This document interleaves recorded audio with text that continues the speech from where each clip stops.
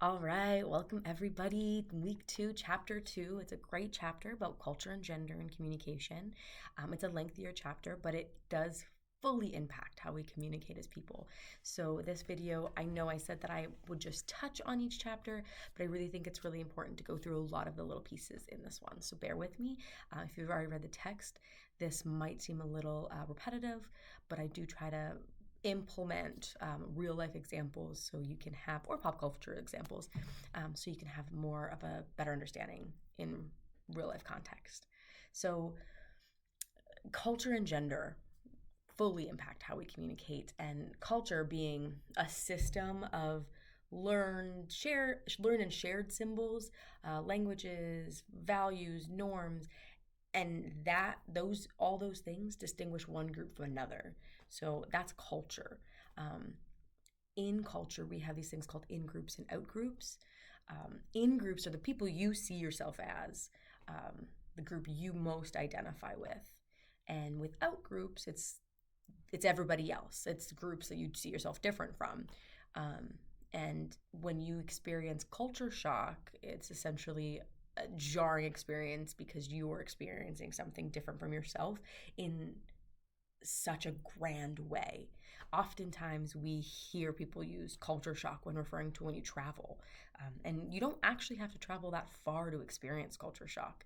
I come from Canada, and I moved to North Dakota, and there's a big culture shock there with just the different countries. But also, if you're in the same country like the United States, and I came from North Dakota and I moved to South Carolina, the culture shock there is real as well. Very real. I would argue it's more real or more intense from North Dakota to South Carolina than it is from North Dakota to Manitoba, Canada, because of geographics, right? So we don't experience winter intense down here, whereas we experience it really intense in North Dakota.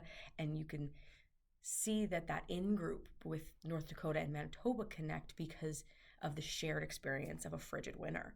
Um, Down here, I know the big thing with comfort foods, collard greens, deep fried chicken, things like that, that are very culturally local to the South. Um, Whereas in the Midwest, it's, I would consider more like a casseroles type thing. So that's what I mean when I mean culture. I don't just mean based on um, based on just where you were born, but just where you were raised and the culture you were raised in. Um, People often prefer people who are like themselves. They trust people that they perceive as themselves. If you think you yourself is trustworthy, you are more likely to trust those that you see as yourself. Um, but this is also seen as ethnocentrism, and it's just a fancy way to say that it's the systematic preference of characteristics of your own culture. Um, we do it unintentionally. We don't do it with malice all the time. But when we do it, we kind of just have to consider where this is coming from. Um, the concept of ethocentrism can kind of make it hard for minorities to assimilate or to adapt to new places. A great example, great not being a great word for this, but a good example of this, if you can think of post 9/11. Some of you may not have been born yet, but after 9/11, the racism towards most brown people went up, because they were associating those people that were not like them with the terrorists that were part of the attack in 9/11. So this is something, again, sometimes we do with malice, sometimes we don't, but it's really important to identify when it does happen and how we can change or how we can reframe that. Um, we did obviously reframe that. There are in the 9/11 example, um, but there are some things that I think as humanity we can always do better with.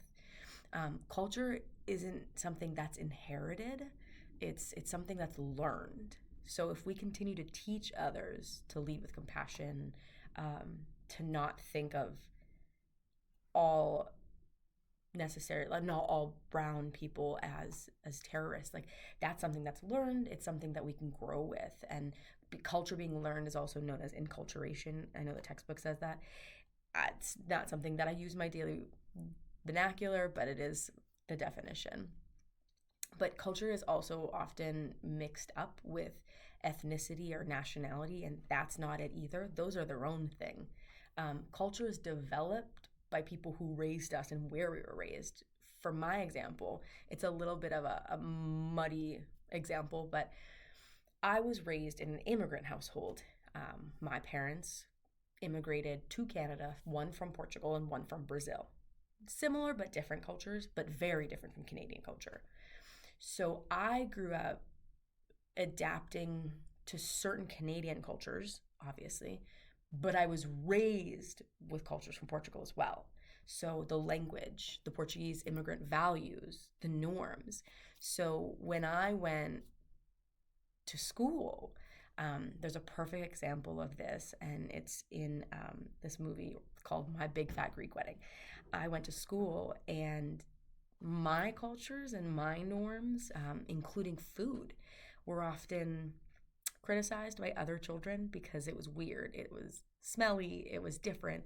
And this example, if you ever look it up, just uh, you can probably look up My Big Fat Greek Wedding moussaka, which is a type of food in Greek culture, and they make fun of her for it in the show or in the movie.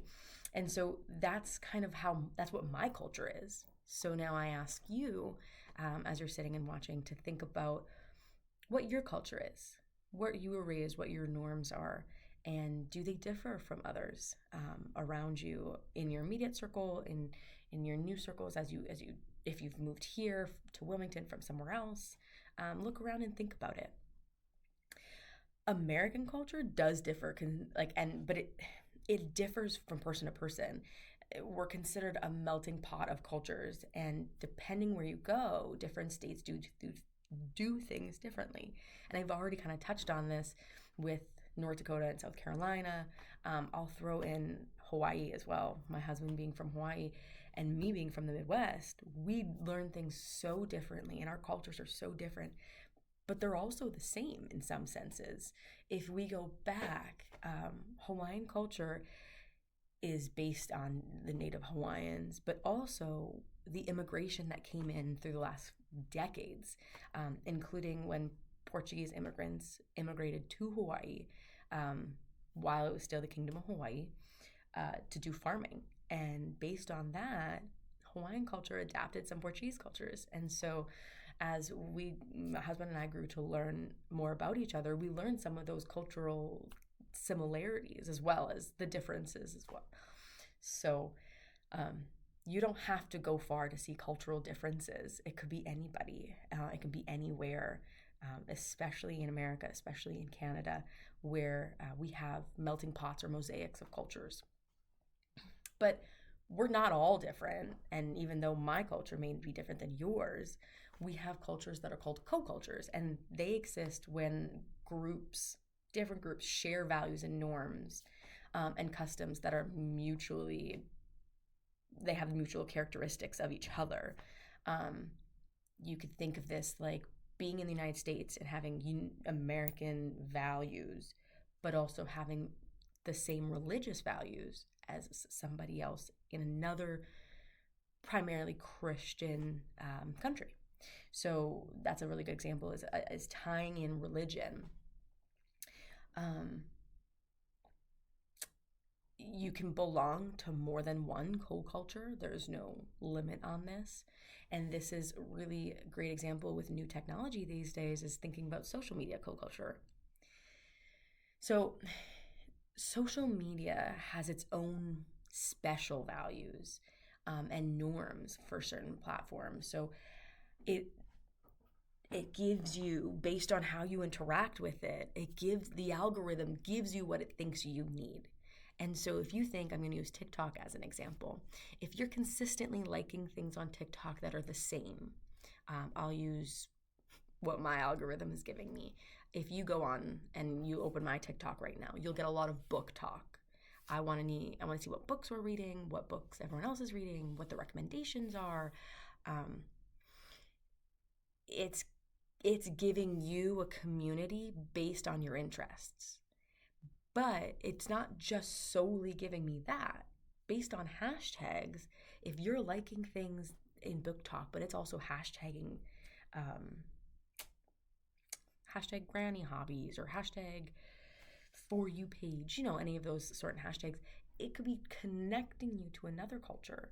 And so you don't realize that you're mingling in these different cultures or different groups, um, because it feels natural. It just feels like it's adapting you to you, but you're also like others who also enjoy granny hobbies or gardening and books and pets and DIYs. And if you're a part of that culture on Book Talk, then you're a part of the same culture that I am. So then going into this, how does culture affect communication?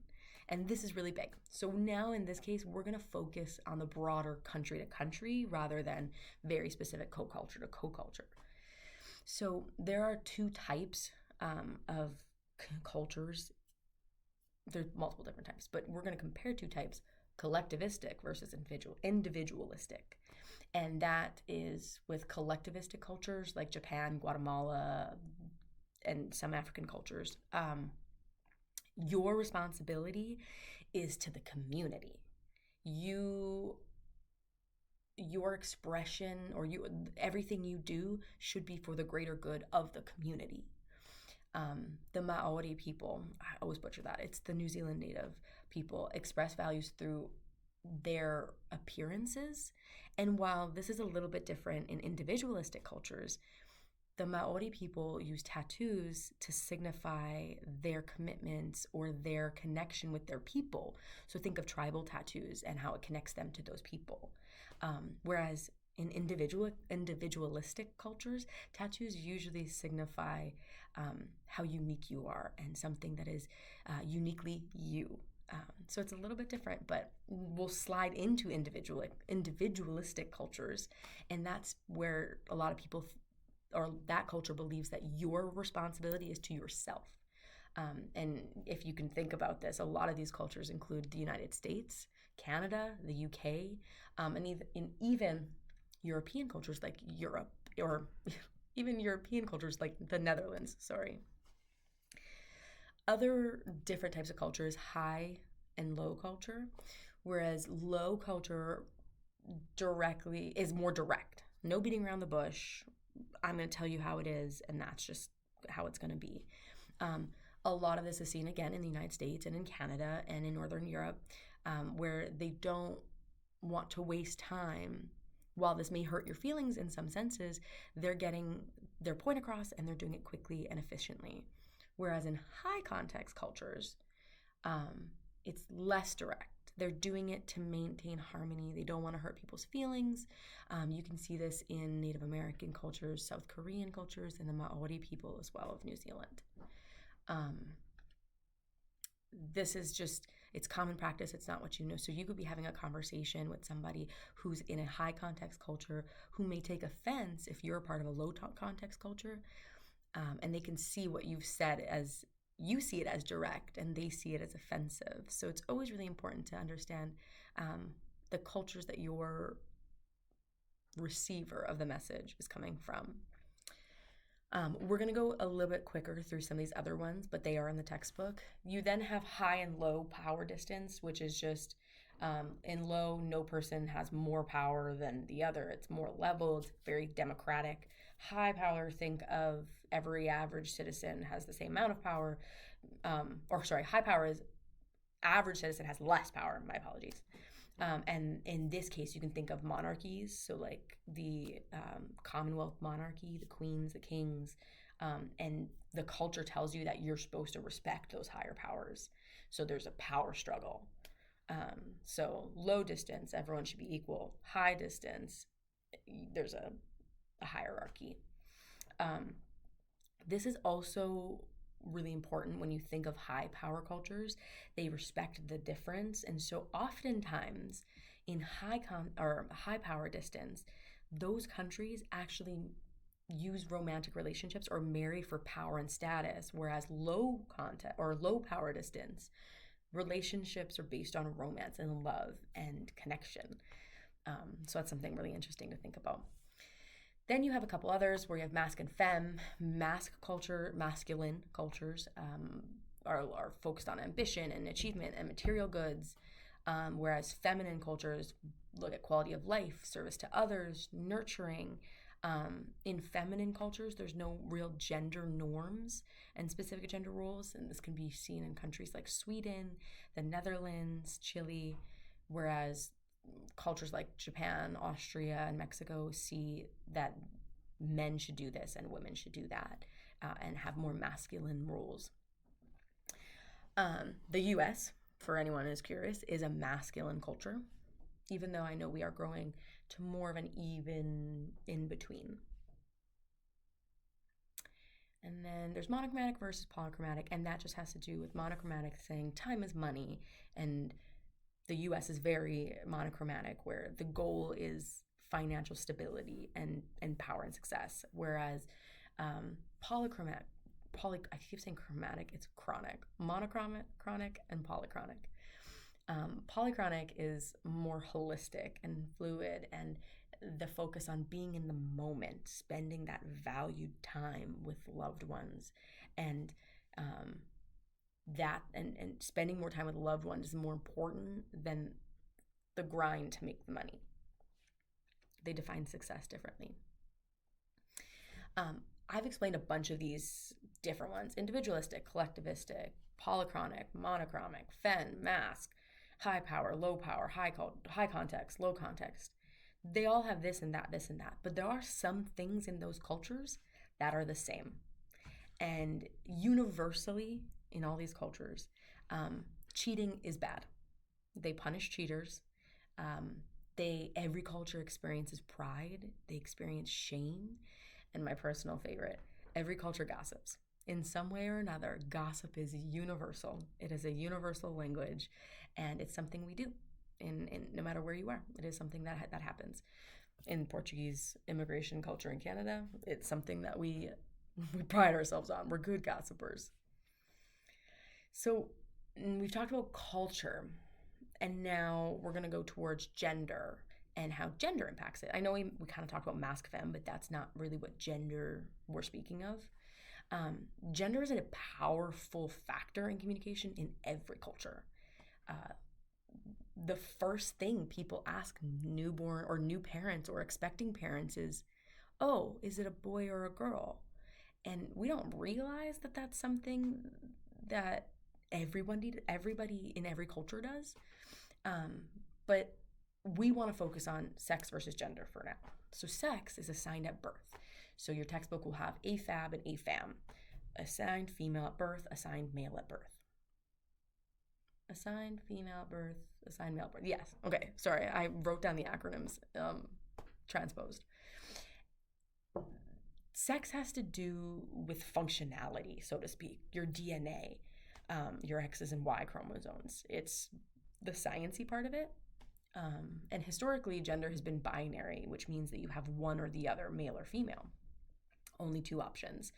But as time and science has progressed, sometimes we've learned that some people's organs don't necessarily match their external appearances. Scientists now call that intersex. And a good example that the textbook uses of intersex is a child being born with different organs than the physical appearance, and the parent of the child, who was a transgender person, asked if they could put a U for undetermined on the birth certificate. The parent's argument was that it should be the baby's choice to decide what gender they feel most comfortable with. I say gender and I catch myself. What sex they feel they identify best with.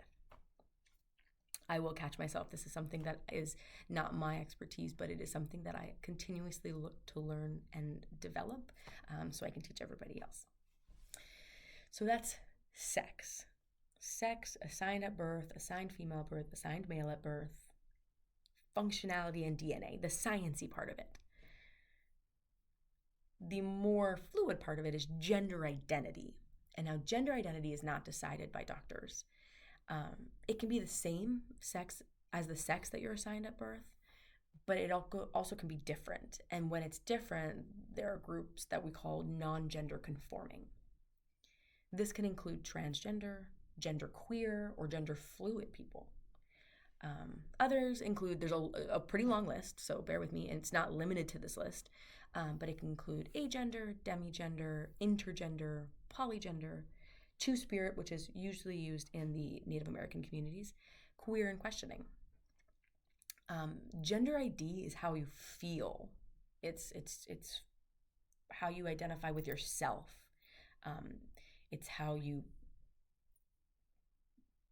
feel about yourself. It's just the best way I can put it. But gender expression is how you outwardly show people who you are as you identify in your gender. And this can be your clothing, your hairstyle, your cosmetics. Do you wear makeup? And it can also be facial hair or your voice, your octaves, your muscles, where you hold the muscles. Or I shouldn't say where you hold the muscles, but like what muscles you define and stuff like that. It also includes, and this is a widely debated topic that it has gone through court systems in the United States for what feels like eons, but it also includes pronouns, how you prefer to be referred to. You'll notice on my page, on our Canvas page, I prefer she, her. Those are my pronouns. I'm a cisgender heterosexual female, and that is how I identify. There's he, she, they, z, hue, and a. I apologize if the last two are newer to me, so I'm also still learning. And this is something that is continuing to develop. And it's something that in pop culture we actually have examples of. I'm going to pull up an example from a TV show, Canadian TV show, called Schitt's Creek. And it's about him explaining how he identifies with his gender identity. This is David. So you there see that David is explaining how he identifies with his gender identity and his sexuality with using wine as an example. And it kind of just goes to show that he experiments with all genders and sexualities. And that's his way of explaining gender ID. The non-conforming communities, however, over time, historically, have faced harassment and prejudice and discrimination. And it's because of this violence that a lot of the external harassment puts the minorities at higher risk of suicide and homicide in comparison to cisgender people. So this is a minority group that has struggled just for being them. So it's something that we consider when we talk about culture and communication and gender in communication. How we talk to those whose struggle is different than ours. I will always try and lead this chapter with compassion and empathy. As I mentioned, not belonging to some of these minority groups, I'm an ally, but I don't experience the same harassment and violence that some of these people do. And so I will always try and welcome respectful conversation and debate, hoping that those who are part of these communities can come forward if they feel comfortable and have a conversation with me of how they feel and maybe better ways that I can teach this section as well. Going forward, there's a couple more pieces in this chapter that we look at, and one of them is gender roles, and this is expected behaviors. They're not necessarily how things are done these days or in the United States, but they can be done in other countries as well. So with masculine gender roles, they consider masculine to be strength, competitiveness, risk-taking, and logical thinkers. So gender roles gender careers, and that will focus on things that are competitive, like athletes, or risk taking, like finance, logical, like accounting, lawyers. There, it's a good example as well. Whereas feminine gender roles look at empathy and emotional expression, and focusing on relationships and building relationships, bearing and raising children, and attending to your appearance, being making sure that you look good at all times, and those are the feminine role expectations. Androgynous expectations is that you're in touch with both traits. Think of the modern businesswoman or the stay-at-home dad.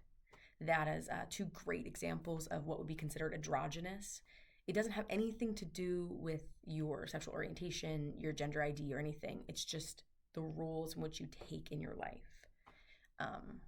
And through time and culture, early sitcoms specifically looked at traditional gender roles. If you look at the Bewitched, the I Love Lucy, the Brady Bunch, a lot of stay-at-home moms, a lot of stay-at-home wives, a lot of mother roles.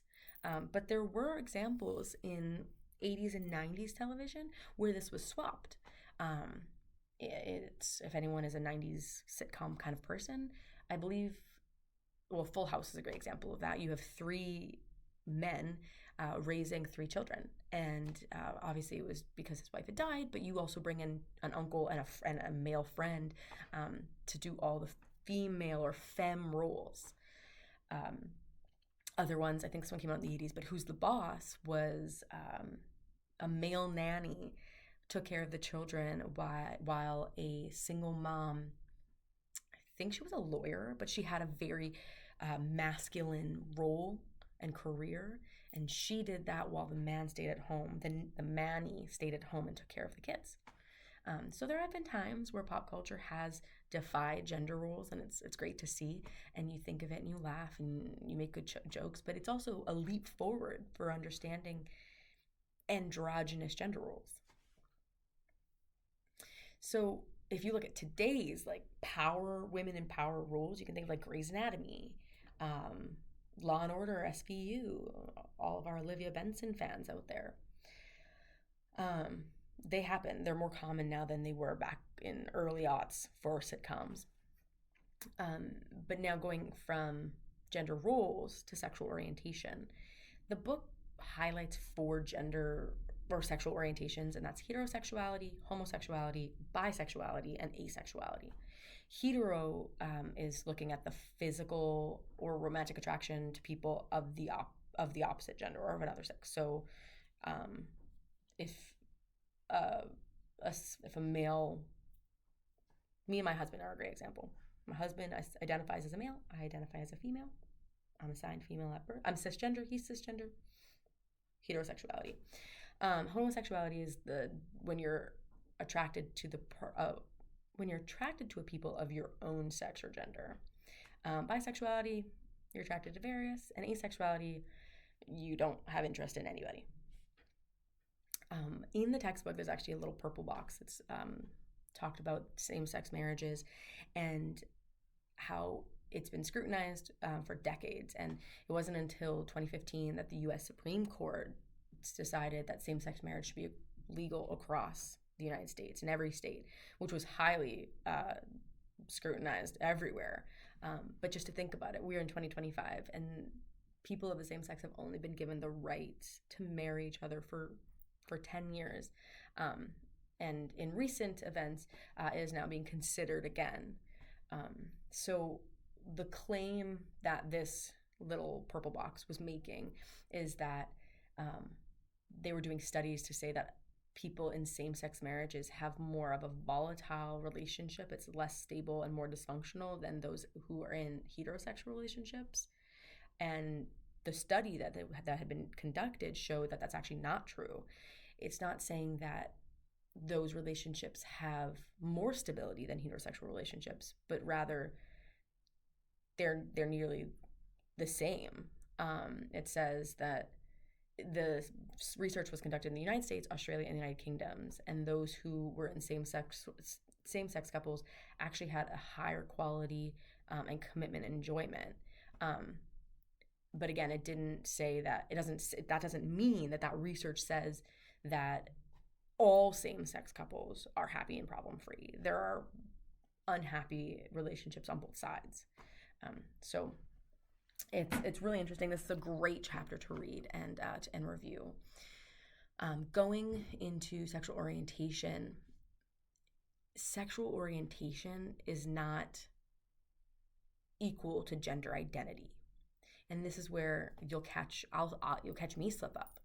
So a straight man and a gay man can both be cisgender people. That means that they both identify as they both identify as male at birth, and even though their sexual orientation leans towards different genders or different sexes.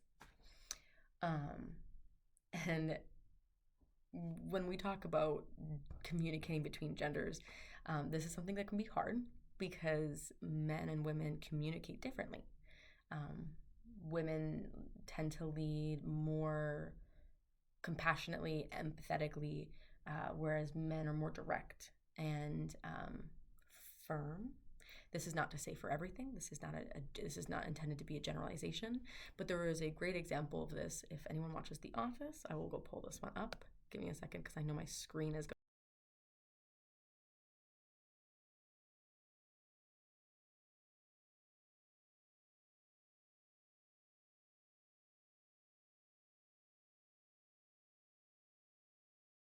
How they converse, and how they communicate, and how the miscommunication can happen, because of our different communication styles.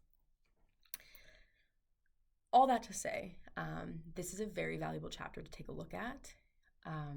I went through it very quickly. I tried to use real life examples or social or post pop culture examples.